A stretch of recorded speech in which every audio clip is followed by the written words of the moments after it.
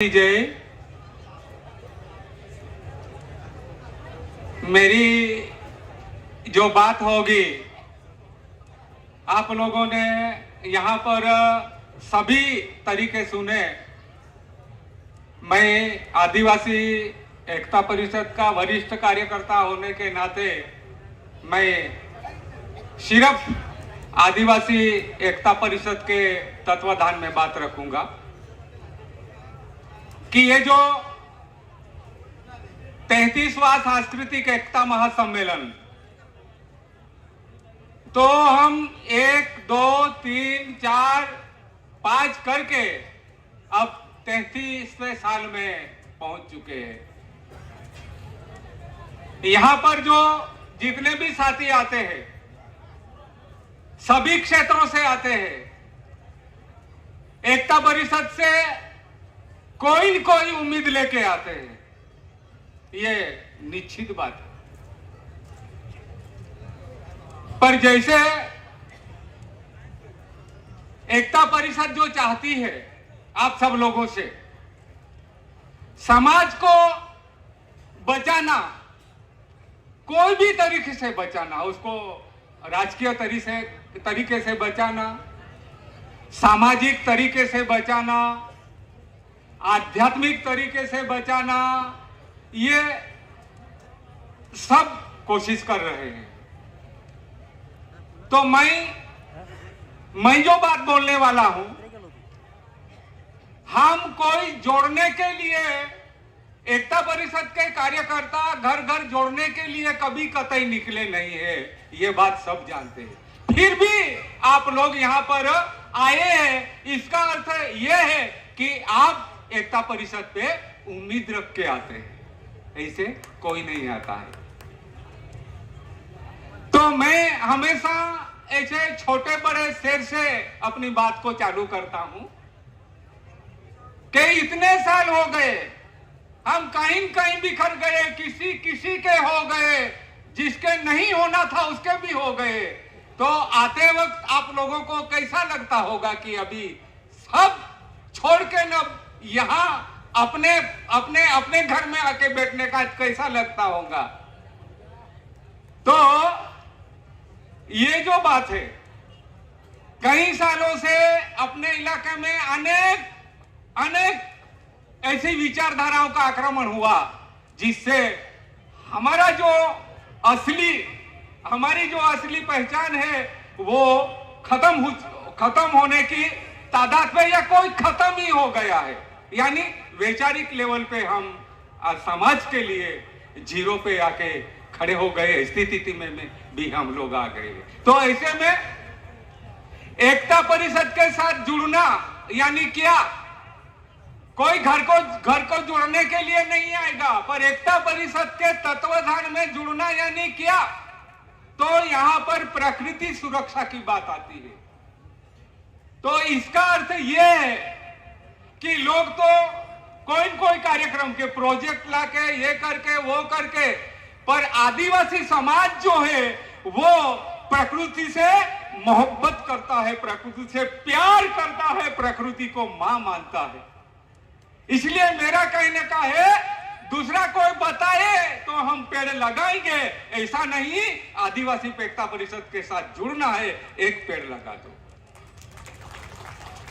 आप जुड़ गए। दूसरी बात, पेड़ यानी पेड़ में भी एक समझने जैसी बात है। अभी जैसे जीतू भाई अभी यहां आके जो इतिहास में मास्टरी कर रहे हैं ना, इस तरह से मैं भी 30 साल ये स्वावलंबन के पीछे मास्टरी कर रहा हूं। एक बार डॉक्टर लोगों ने अपने डॉक्टर यूनियन ने मुझे बुलाया और वो लोग मुझे बोलने लगे कि सांगलिया भाई, अपने इलाके से कुपोषण दूर करना है तो क्या करना चाहिए? तो मैंने उनको बोला, दुनिया की तमाम कितनी भी दवाइयां आप आदिवासी पट्टे पे लाके देंगे, कुपोषण भागने वाला नहीं है। मैंने बोला मेरे पास तरीका है, वो ये तरीका है कि हमारे मनोज भाई ये पूरा पट्टा यहां से लगा के ठेठ नर्मदा तक अपने इलाके में कितनी 120 प्रकार की भाजियां हैं। बहने सुन ले, कितनी? 120 प्रकार की भाजियां हैं, और उसको पकाएंगे तो उसका पकाने के तरीके भी अलग अलग है।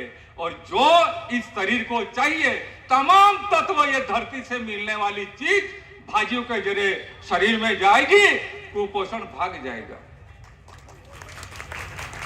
और रही फलों की बात, अभी अपने इलाके में फल सब खत्म हो गए हैं, तो मैंने बोला हमारे जो लोग हैं केले का ना नहीं जानता, अमरूद खाना नहीं जानता, सफरजन खाना नहीं जानता, और ये दुनिया वालों ने इतने लूटे हैं हम लोगों को कि हम केले भी नहीं खरीद सकते, अमरूद भी नहीं खरीद सकते।